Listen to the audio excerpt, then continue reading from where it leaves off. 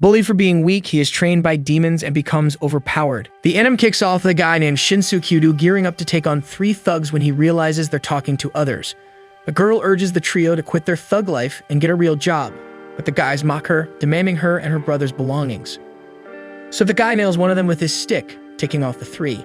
Then he scatters some papers on the ground, activating magic that makes 3 giant hands rise and punch each of the thugs. The guy enjoys how he sent them flying, but his sister isn't amused and scolds him for taking down the thieves. They needed to find their leader, but the guy says the thugs are unlikely to spill that info. Since questioning the guys is now out of the picture, they decide to leave. Shinsuke watches them from afar, intrigued to know more about them, impressed by the guy's technique. The girl hears Shinsuke in the bushes but keeps quiet, continuing on her way. Sometime later, they stop by a stream to drink water and eat.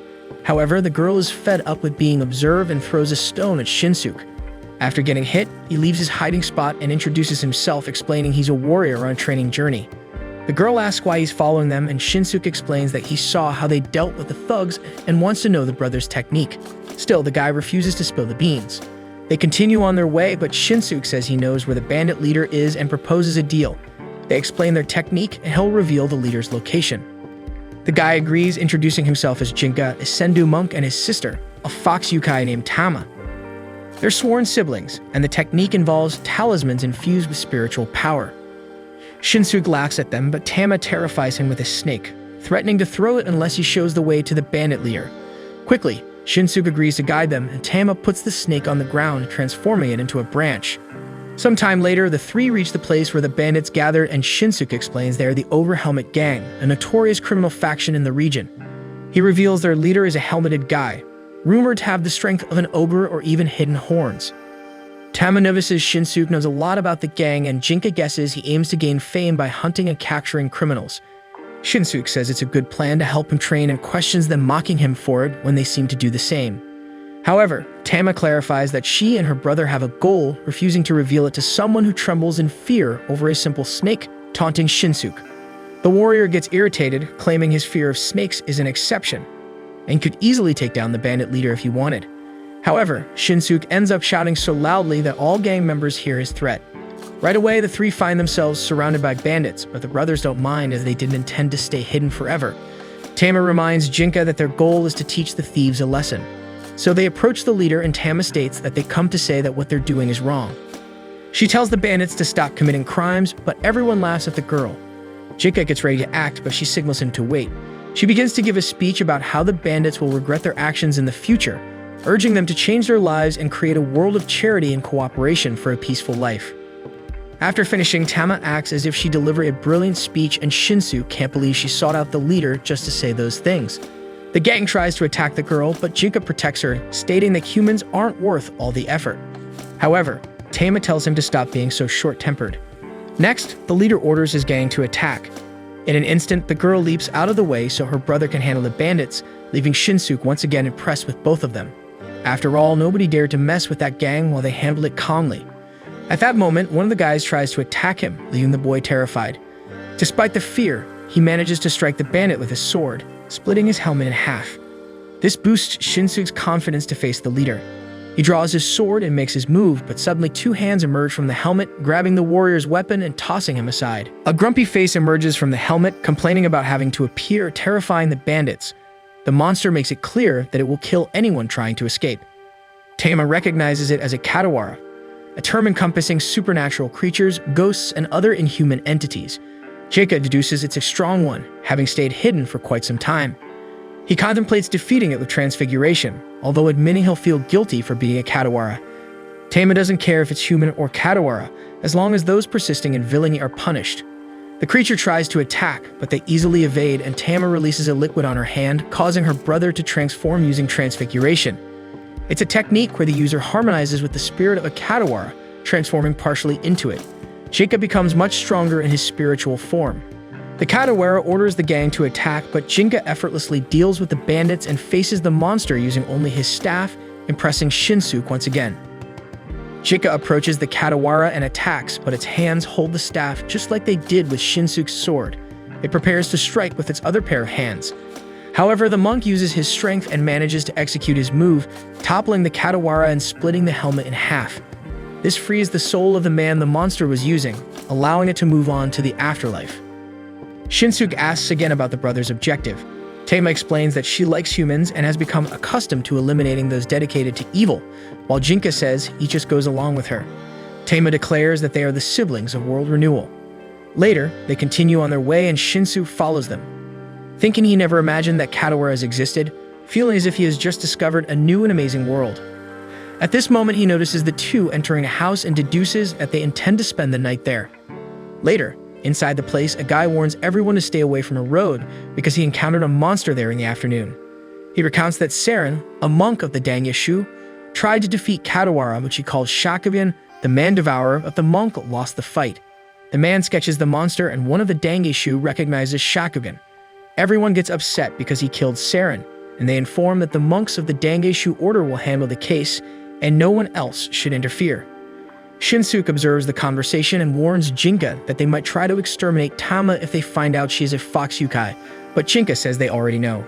Tama explains that Dangyashu is an order of warrior monks that cultivate spiritual power to confront Kadawaras, and they don't kill without reason, only pursuing those who pose a threat to humans. Shinsuke notes that they both understand the matter well, and Tama explains that they have been in this life for a long time.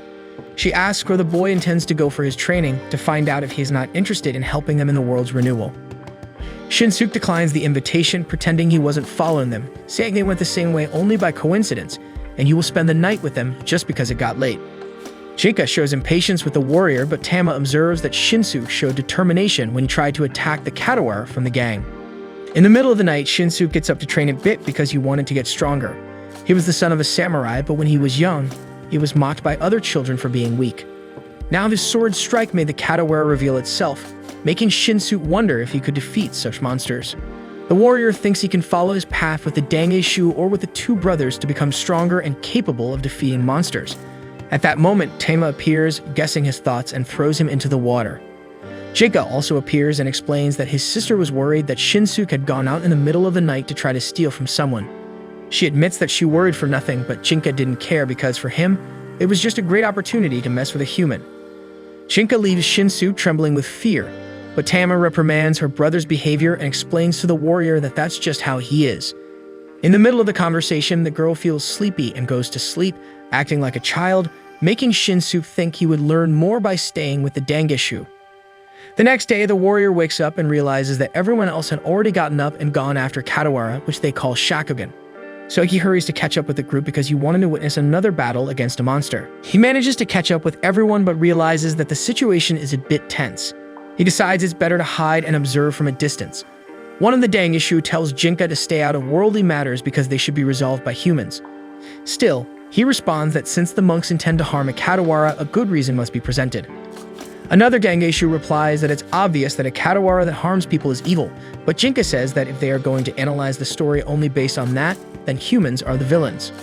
Tama catches her brother's attention again and asks the Dangyashu why Shakugan is hurting humans, but they refuse to answer, saying the temple instructed them not to discuss the matter.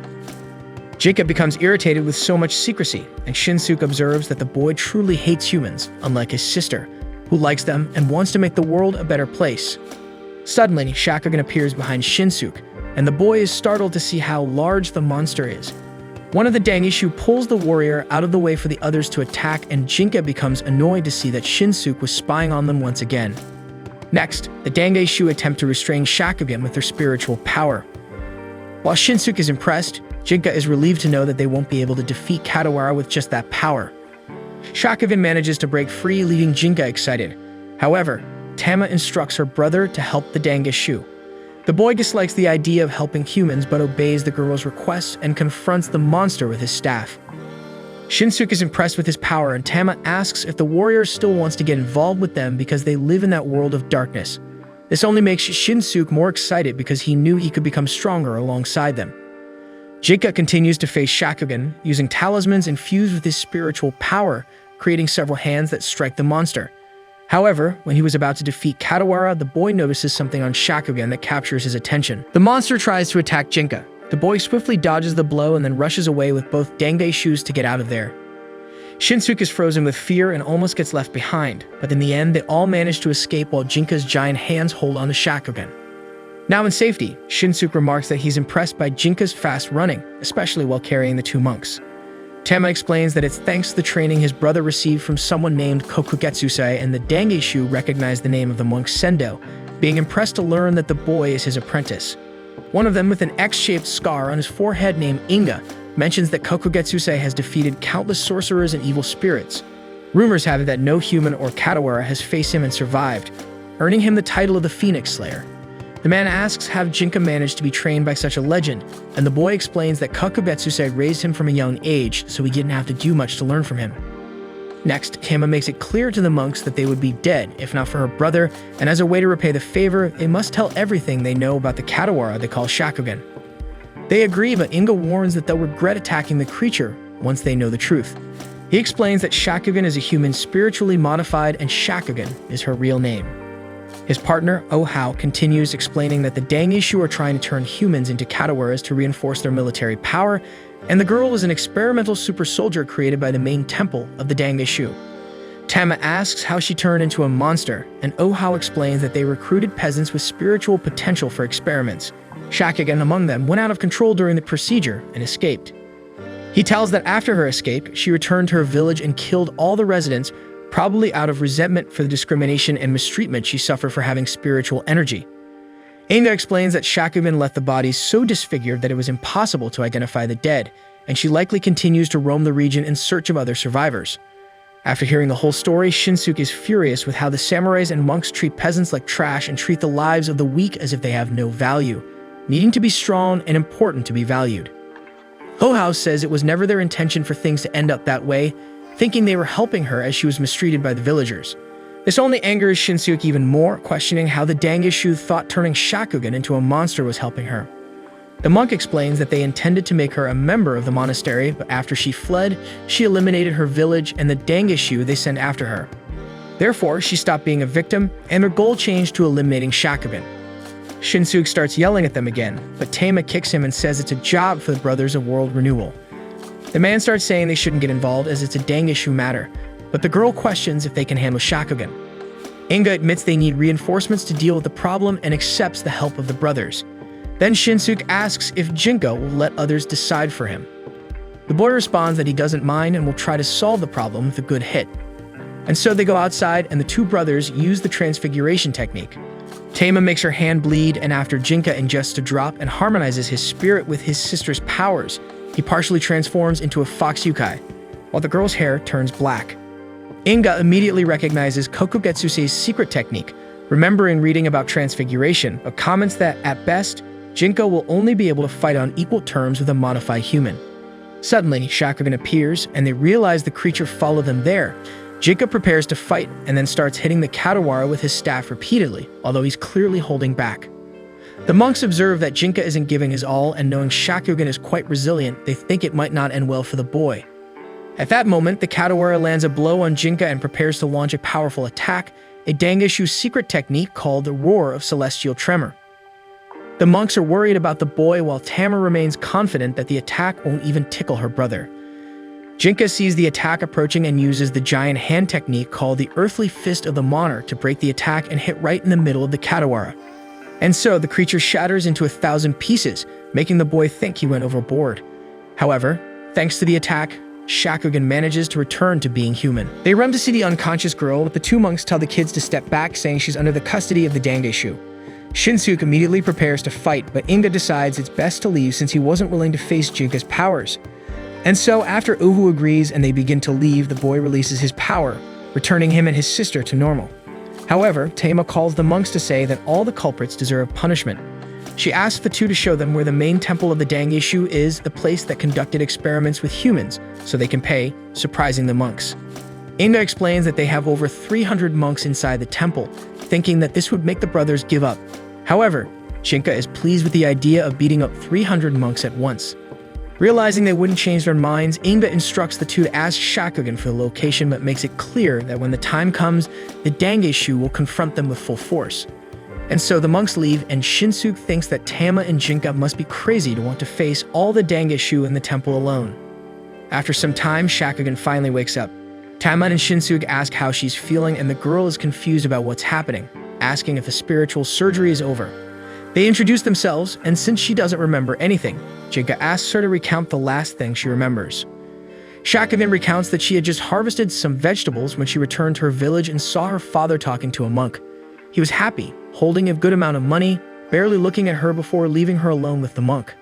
The man says he knows she wants to belong somewhere since she's mistreated by everyone in the village, and he has what she wants. After that, the monk took her to the mountains, promising everything would be resolved when she woke up and put her to sleep. That's the last thing she remembers. Shinsuke gets furious with the monks again, and Shakugan asks what she's doing in that place. Jinka explains that after the operation, she went out of control and escaped from the Dangeshu temple. Shinsuke complains about the boy's honesty, and Tama quickly invents that she doesn't remember anything due to a fever, wandering in the mountains for a few days. Then the girl apologizes for causing them trouble. Later, Shinsuke goes to cut some wood, paying for their stay, using the task to vent all the anger he feels towards the Dangeshu for what they did to the girl without caring.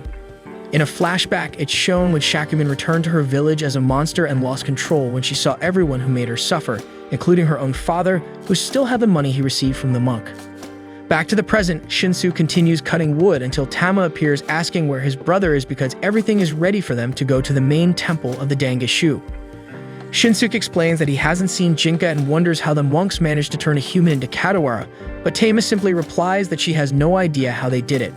The lady hosting the four finds the girl cute and asks her age. Tama answers that she's around 200 and something years old, but the lady finds it amusing, thinking it's just a child's joke. Later, Shinsuke goes to look for Jinka and finds him calmly near a cliff. He explains that everything is ready for them to leave, and the boy thanks him, saying that Shinsuke is a good employee, which annoys him since he was just doing him a favor. And so the group heads towards the main temple of the Dangeshu, with Shinsuke eager to make the monks pay for making Shakugan suffer and eliminating everyone in his village, although he recognizes he's far from being strong enough to face all of them. Then Shinsuke asks Jinka if he really intends to face the Dangeshu for what they did to Shakugan, considering she's a human he hates so much.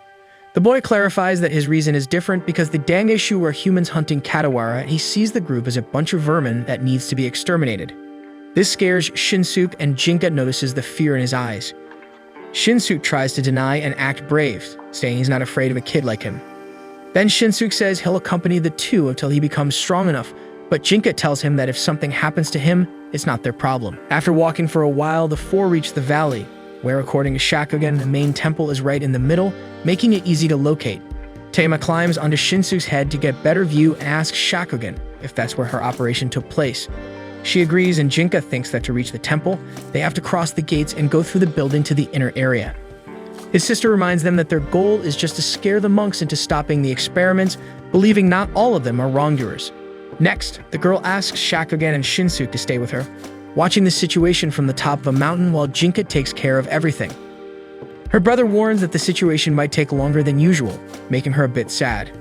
And so after the two activate the transfiguration technique again, the siblings split up and Tama goes with the others to the top of the mountain, while Jinka heads to the temple.